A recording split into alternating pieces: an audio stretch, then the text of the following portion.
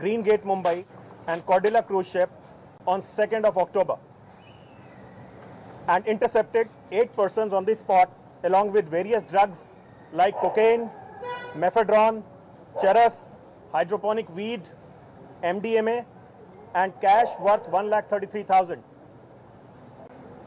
As per the due procedure established by law of land, independent public witnesses are mandatorily required to be present during seizure operations. NCB strongly adheres to this procedure and involves at least 2 independent witnesses in all the operations. As the operations are conducted on real-time basis, field verification of independent witness is not possible as the main focus is on operation and drug recovery. A total of 9 independent witnesses were involved in the whole operation, and Mr. Manish Bhanushali and Mr. KP Gosavi were among them. None of the independent witnesses, including the 2 names above, were known to NCB prior to this operation. As high-profile persons were detained in the said case, to avoid any unwanted leakages of information and safety of the detained persons, they were rushed to the safety at NCB office to avoid large crowds and numerous cameras gathered. None of the detained or arrested person was ill-treated in any way, while following all due procedures of law.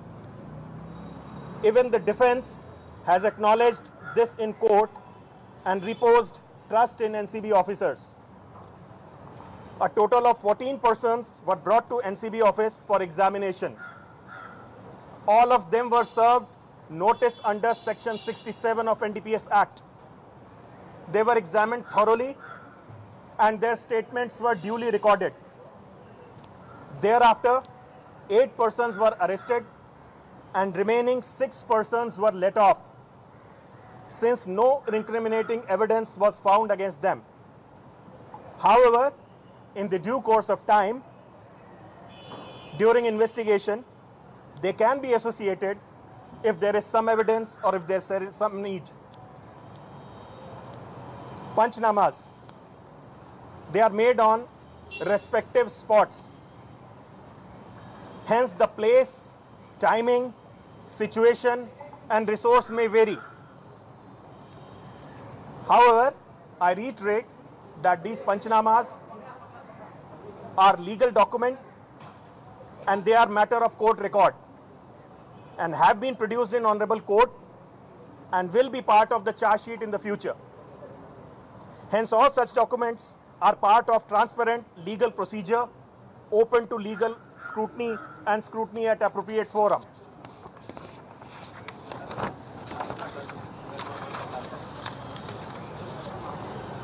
The police custody of 8 persons arrested from the cruise was granted by honorable court, initially for 1 day, further it was extended by 4 days, and now they have been granted judicial custody for 14 days.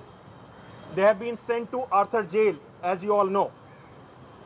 All other 10 accused persons arrested later were also granted police custody by honorable court after duly considering the contentions and material presented by NCB. They have been granted custody for different durations and are being interrogated and examined by NCB presently. On the basis of interrogation and disclosure by accused persons during custodial interrogation, 6 follow-up seizures have been effected at various places in Mumbai, following due procedures as per law. In these follow-up operations, 10 persons, including 1 foreigner, has been arrested, making the total to 18. Various drugs like ecstasy, mephedron, hydroponic weed, multi-strain cannabis, charas, etc. have been recovered, including few commercial quantities of drugs, which is a serious concern.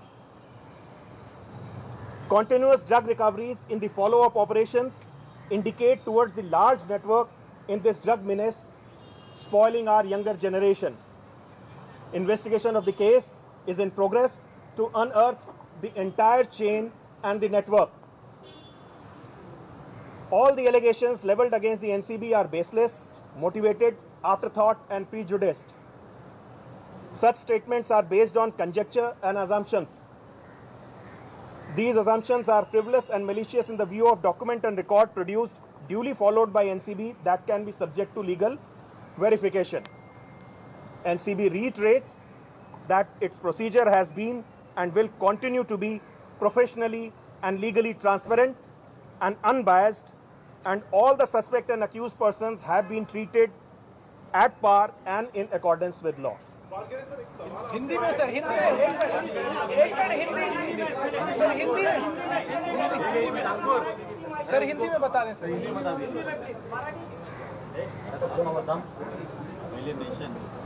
स्वापक नियंत्रण bureau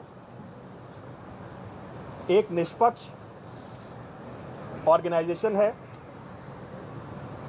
जो कि इस देश को नशा मुक्त बनाने के लिए एक असाधारण से चुनौती का सामना कर रहा है।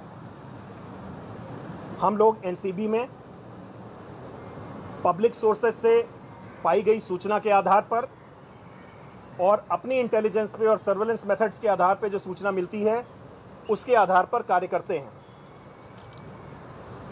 एक स्पेसिफिक इंफॉर्मेशन के आधार पर international cruise terminal green gate में कॉर्डेला क्रूज शिप पर 2 तारीख को रेड की गई और 8 लोगों को कई तरह के ड्रग्स के साथ, जिसमें कोकेन, मेफेड्रॉन, चरस, हाइड्रोपोनिक वीड और एमडीए शामिल था, के साथ गिरफ्तार किया गया। इनके पास से 1,33,000 रुपए भी बरामद हुए। विधि द्वारा स्थापित प्रक्रिया के तहत स्वापक नियंत्रण ब्यूरो को 2 स्वतंत्र गवाह भी अपनी प्रक्रिया में शामिल करने होते हैं। चूंकि ये सारे ऑपरेशन वास्तविक समय के आधार पर होते हैं, तो इन इंडिपेंडेंट विटनेसेस का फील्ड वेरिफिकेशन और इनके बारे में जानकारी इकट्ठा करना मुश्किल होता है, क्योंकि उस समय हमारा मुख्य उद्देश्य ड्रग की रिकवरी और ऑपरेशन पर होता है। कुल 9 स्वतंत्र गवाह इसमें शामिल हुए, जिसमें मनीष भानुशाली और केपी गोस्वामी भी थे। मैं यहां दोहराना चाहूंगा कि इन सभी 9 गवाहों को 2 तारीख के ऑपरेशन के पहले एनसीबी नहीं जानती थी। हाँ, चूंकि इस रेड में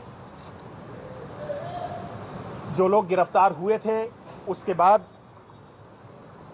उनकी सेफ्टी को ध्यान में रखते हुए काफी भीड़ जो कि इकट्ठा हो गई थी, तमाम सारे कैमरे थे, उसको ध्यान में रखते हुए इनको एनसीबी ऑफिस में लाया गया।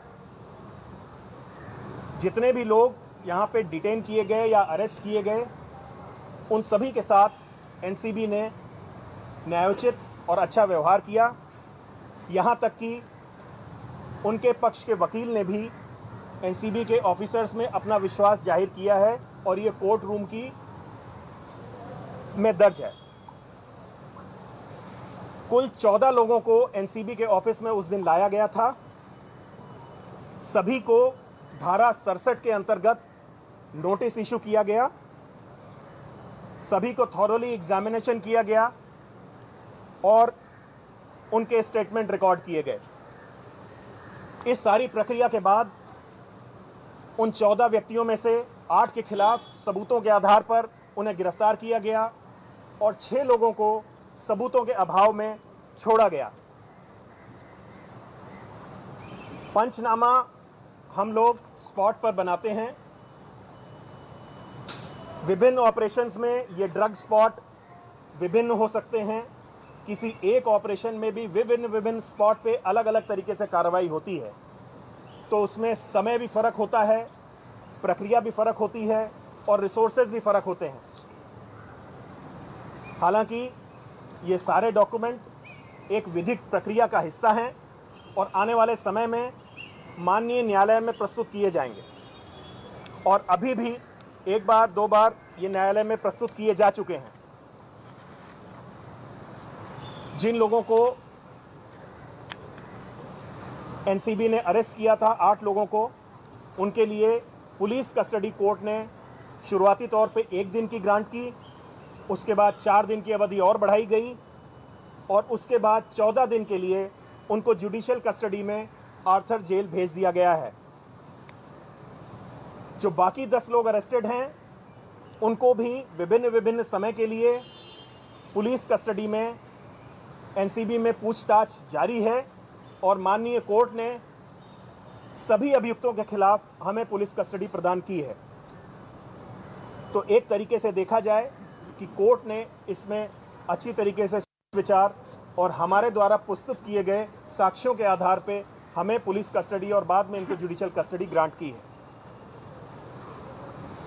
कस्टडी के दौरान अभियुक्तों द्वारा किए गए खुलासे और उनके बयान के आधार पर 6 और ऑपरेशन कंडक्ट किए गए। जो बाद में हुए हैं 6 फॉलोअप सीजर्स, उसमें 10 आदमियों को हम लोगों ने गिरफ्तार किया है और विभिन्न प्रकार के ड्रग जैसे एक्सटेसी, मेफेड्रॉन, हाइड्रोपोनिक वीड, चरस वगैरह इनसे बरामद हुए हैं।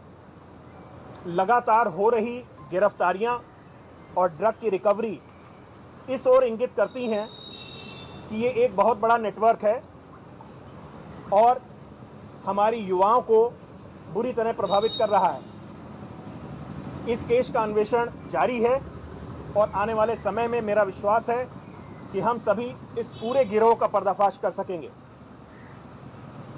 एनसीबी के खिलाफ लगाए गए सारे आरोप निराधार हैं और प्रीजुडिस्ड हैं। जो भी स्टेटमेंट हैं वो अजम्पशन के आधार पर दिए गए हैं।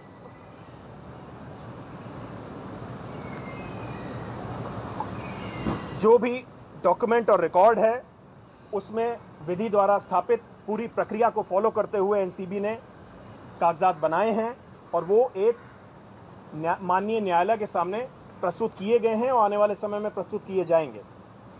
एक बार फिर हम दोहराना चाहेंगे कि एनसीबी अपना काम बहुत ही प्रोफेशनल तरीके से, निष्पक्ष रूप से, निष्काम भाव से कर रही है, जो कि लीगली पारदर्शी है और बिना किसी भेदभाव के, बिना किसी विद्वेष के है और हम सभी सस्पेक्ट और अक्यूज पर्सन्स को समभाव से ट्रीट करते हैं। धन्यवाद। सर, जिन 14 लोगों को हमने डिटेन किया था, इसमें से सर 3 नाम है।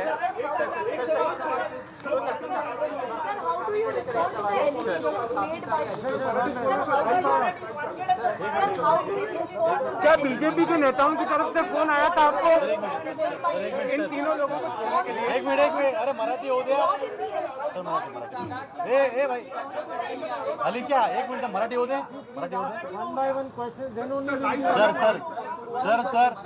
सर लाईव्ह चालू आहे, मराठी हो दे। 1 by 1 देणार 1 by 1 सर पहिले मराठीत बोला, मग कंप्लीट करा प्लीज। नाही 2 मिनिटं थांबा ना। को लेकर एक सवाल है सर, मराठी को आप बता रहे हैं कि हम लोग ऐसा टाइम पास नहीं खड़े क्या देगा ना, क्यों नहीं देगा? There are 4 cases against him and he is a wanted accused by Pune police. What do you have to say on this? And also Malik, in today's press conference has said he has given 2 addresses. One is from Thane and second is from Navi Mumbai. What do you have to say on this, sir? Sir Hindi में बोलिए। हाँ sir Hindi में बोलिए sir. ये बात यहीं से साबित हो जाती है कि वो इंडिपेंडेंट विटनेस है, क्योंकि जो भी विटनेस हमें बताएगा हम उसको वैसे ही रिकॉर्ड करते हैं। इस ऑपरेशन में जो 2 पंचनामे जिनका जिक्र आप कर रहे हैं वो अलग अलग स्थान पे बने हैं, तो जो भी हमारे गवाह ने एड्रेस बताया वो उस पर अंकित किया गया है। इसी वजह से वो 2 अलग अलग तरीके से और अलग अलग समय पे बने हैं।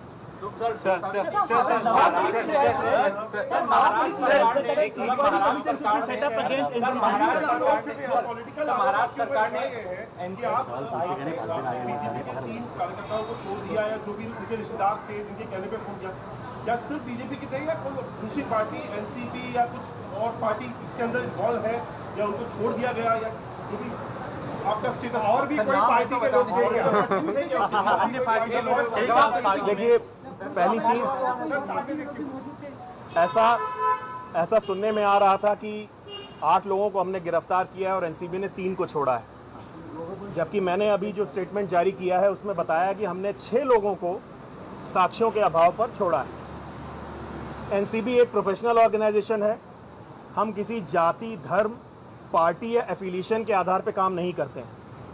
सबूतों के आधार पर माननीय न्यायालय के सुपरविजन में काम करते हैं। सर 6 लोगों का नाम बताइए, 6 लोगों का नाम बताइए। क्या और कोई पार्टी में मौजूद था? सर नवाब मलिक से कहा जा रहा है कि अन्य पार्टी के लोग जो हैं वो पार्टी में मौजूद थे। क्या उन्हें भी छोड़ा गया? क्या पार्थ पवार थे जो कोई डेप्यूटी सीएम के? 6 लोगों का नाम बताइए और था क्या इसमें? सर पार्थ पवार थे क्या सर? जो 6 लोगों में क्या नाम बता रहे नाम सांगते। देखिए ये जो आप नाम जो आप पूछ रहे हैं, देखिए मैटर इन्वेस्टिगेशन में नाम देना ठीक नहीं होगा। We are a very responsible agency. हम कोई भी लूज कमेंट्स नहीं कर सकते। We talk on evidence, we talk on paper और सबूत के आधार पर बात। आर्यन खान को कंजम्पशन के लिए गिरफ्तार किया गया है। सर ये भी है कि जो किए गए थे एनसीपी ऑफिस में किए गए थे, न कि क्रूज में। ये एलिगेशन एनसीपी की ओर से लगाए गए, इस पर कैसे? पिक्चर देखिए जैसा कि आपसे ऑलरेडी शेयर किया गया है कि सीजर्स, जैसा कि सर ने भी बताया, काफ़ी सीजर्स उस दिन हुए हैं। नीचे टर्मिनल में भी सीजर हुए हैं और शिप पे भी सीजर हुए हैं। तो ये ऐसा नहीं हो सकता कि एक ही जगह पे सीजर हुए हैं, काफ़ी मल्टीपल सीजर हुए हैं। सर आर्यन खान को मैं फिर रिट्रेट करना चाहूंगा, सारे सीजर स्पॉट पर हुए हैं और एनसीबी एक रिस्पॉन्सिबल ऑर्गेनाइजेशन है। हम जो भी कहते हैं वो पुख्ता सबूतों के आधार पर कहते हैं। हम किसी अन्य व्यक्ति या संस्था की तरह कुछ भी नहीं बोल सकते।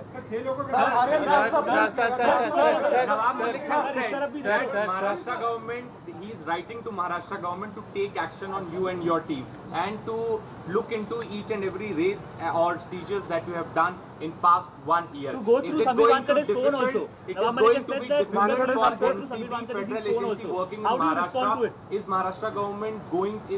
Has it become Maharashtra government versus NCB now? Sir Hindi में बताइए। And will you be giving your phone if at all Mumbai police ask you?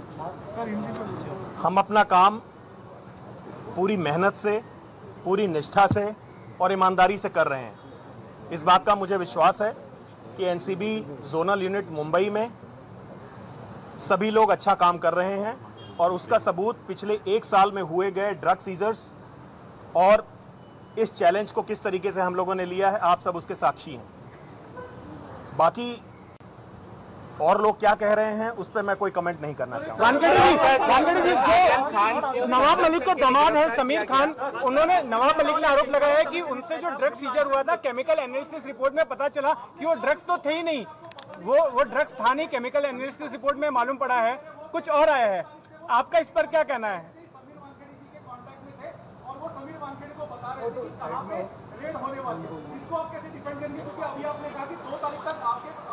पहचान में कोई भी है, विटनेस स्टेट है, इंक्लूडिंग गोसा भी और इंक्लूडिंग मानुष।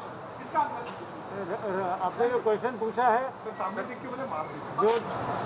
जो आपने अभी प्रश्न पूछा है, ये जैसा कि इंडिपेंडेंट विटनेसेस हैं, ये क्या कहते हैं उस पर हमें कोई टिप्पणी नहीं देना चाहिए। ये इंडिपेंडेंट लोग हैं, जो उन्हें कहना है वो कहते हैं। हमें जो कहना है माननीय न्यायालय के सामने करेंगे। समीर खान के आरोप पर क्या कहेंगे सर? समीर खान के आरोप पर क्या कहेंगे कि वो ड्रग्स नहीं थे? सर इंपॉर्टेंट क्वेश्चन है वानखेड़े जी।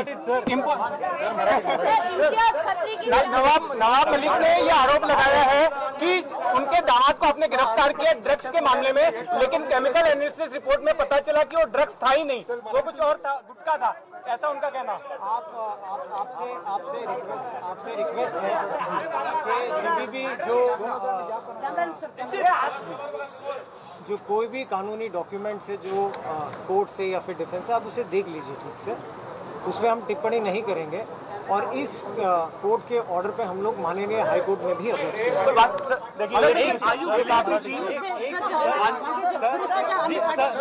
सभी लोगों के नाम आप कह रहे हैं कि पार्थ पवार या फिर जो भी पॉलिटिकल पार्टी का व्यक्ति होगा अगर है तो क्या, अगर इन्वेस्टिगेशन में क्या समन्स भेजे गए हैं उन्हें?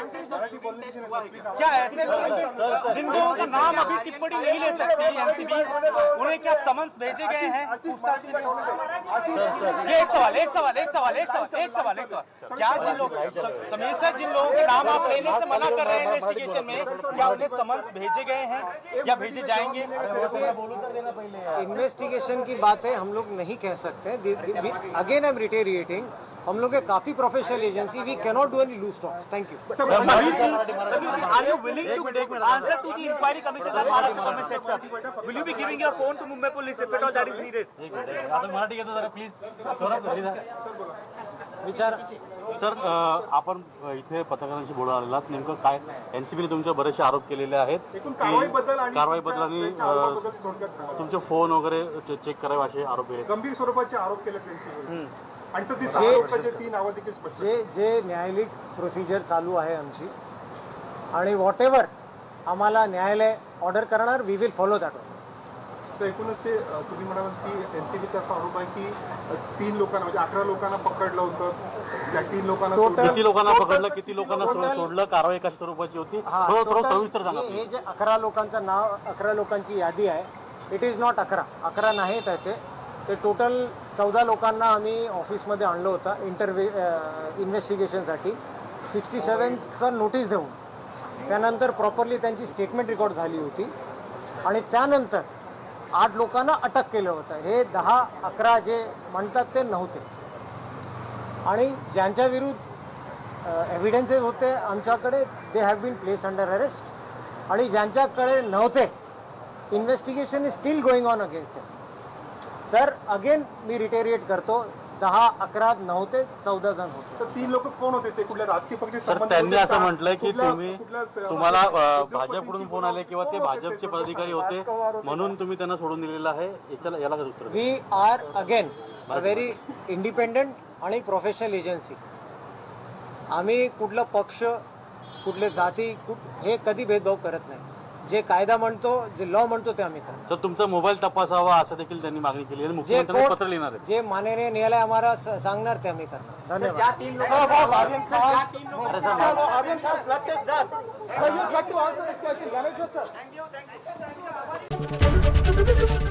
एबीपी माझा, उघडा डोळे बघा नीट.